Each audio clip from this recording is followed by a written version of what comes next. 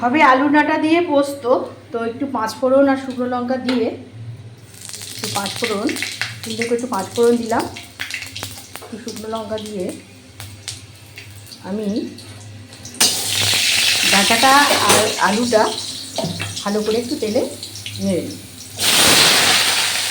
ভালো করে নাড়া হোক, নাড়ার পর এর মধ্যে আমি এই যে পোস্ত বাটি বেটে বাটা পোস্ত ওর মধ্যে অ্যাড করব। হলুদ গুঁড়ো, নুন, সঙ্গে একটু অল্প লঙ্কা পোস্ত বাটা অল্প একটু দিয়ে নেড়ে নেবো। তারপরে ফের আরেকটু পোস্ত লাস্টে দেবো।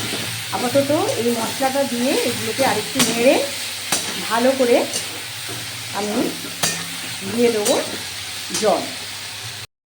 কী হয়েছে এই দেখো, মোটামুটি আমার ডাঁটা চচ্চড়িটা একদম সুন্দর করে মজে এসেছে, যেটা আমি একটু অল্প পোস্তটা আগে দিয়েছি, পুরোটা দেইনি।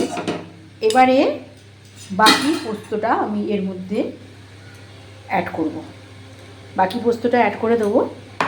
প্রথম থেকে যদি সব পোস্তটা দিতাম তাহলে কাঁচা পোস্তর একটা গন্ধ হতো না। এগুলো কাঁচা পোস্তর গন্ধটা আনার জন্য কাঁচা পোস্ত যেটা, সেটাকে আমি পরে এর মধ্যে অ্যাড করছি, এবং সেটা খুব প্লেন করে বাটা যাবে না।